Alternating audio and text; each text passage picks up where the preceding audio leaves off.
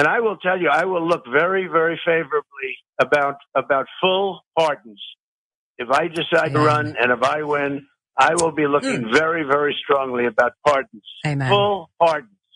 Well deserved. I think that's probably going to be the best, because even if they go for 2 months or 6 months, I mean, they have sentences that go a lot longer than that. Years and but years. We'll be looking very, very seriously at full pardons, because we can't let that happen. What's happened here, and I mean full pardons with an apology to many.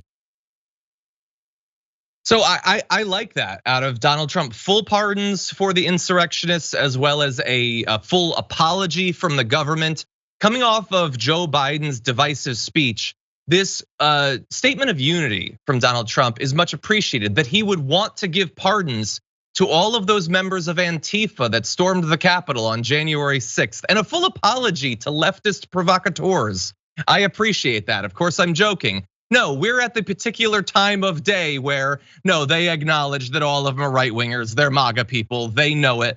She's so thrilled that they're going to get pardons that she's saying, amen, amen, that those people that I'll claim tomorrow are members of Antifa are going to be getting full pardons. It's a ridiculous farce. But the reason we want to play that isn't just that this is a promise that he's making to literal insurrectionists.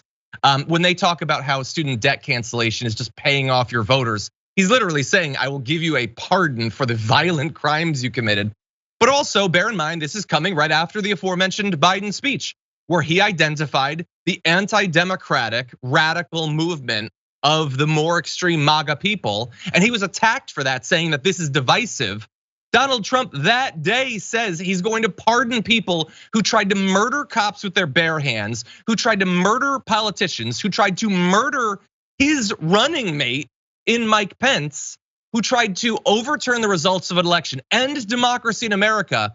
He is promising that not only will he absolve them of their charges, but the government that they tried to overthrow will apologize to them. But Biden was being divisive. Biden shouldn't be labeling them radicals, Brett. That's what I'm taking out of this.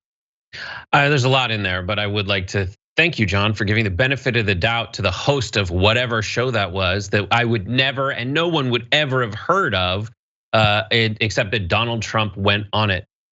That's the thing, is there's a bunch of different kinds of people in the camp of Donald Trump, and they're all equally garbage. One is the group that's like, this is the America that I want. And the America that they want is one where you have to go by the government and say, like, is it okay if I read this book? And is it okay if I exercise bodily autonomy? And then there's the other group that just really wants to be on TV and have people look at them after they're, as they're doing a show.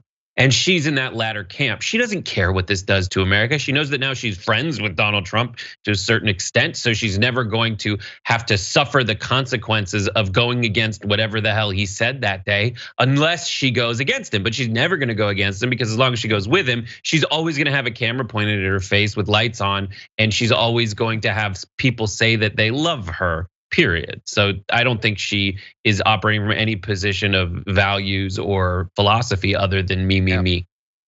Exactly. And look, he went on a lot of weird rando shows. Sometimes we'll say which show he's on, but I don't know what show she hosts. I don't know these. There's a million random people. They're all Marjorie Taylor Greene, but they're spread throughout the country. There's a lot of them. They're replaceable. It doesn't matter. But on those shows, he said things like, in regards to why Mar-a-lago was raided, I think they were looking for Hillary Clinton's emails. I don't think that they were. That's kind of funny, but I don't think that's what they were doing. And he goes on to say, in reference to the fact that he says he has photos, or there are photos of them loading boxes from the White House to move out back when he was leaving the White House. He says, I think they thought, and who knows, boxes full of stuff. I think they thought there was something to do with Russia. They're afraid that things were in there, part of their scam material, because that's what they are, they're scammers. It's not like this was some sinister plot. They have pictures of guys standing outside. The boxes are literally outside.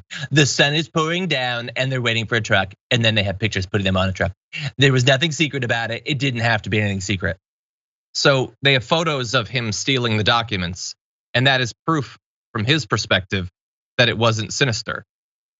Surveillance footage sometimes captures people robbing banks. That is not proof of their innocence. That's not how it works. The fact that you have photos of you stealing them documents does not make you more innocent. It just proves your guilt.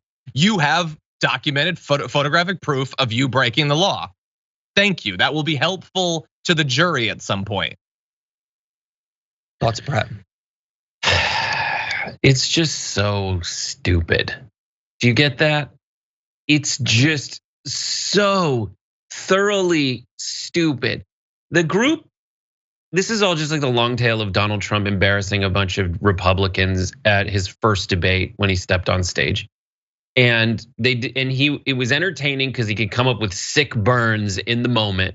And over time, those burns have not gotten any more creative. It's just that no one on the Republican side has gotten better at fighting back or coming up with original burns of their own. Like a lot of people in the establishment wing of the Republican Party really want DeSantis to be someone who is good at faking the Donald Trump stuff and delivering the establishment Republican stuff and not being as patently embarrassing to their delicate sensibilities as Trump has been. But every time that Ron DeSantis opens his mouth, he seems like just another like simpering weird wiener, like people like what's his name, freaking Marco Rubio and Ted Cruz. He's just another one of those. He's doing a straight up impression, but there's no fire there in that guy. He sounds like this. He's just doing another little wiener voice, and he really wants people to think he's tough, but he's not tough at all. He's Ron DeSantis, and just because he's doing an impression of Trump doesn't mean he can deliver the MAGA base when push comes to shove. And he doesn't really inspire the Republicans to trust him that he won't do more embarrassing, stupid crap that got them into the trouble they're in right now, like Trump has.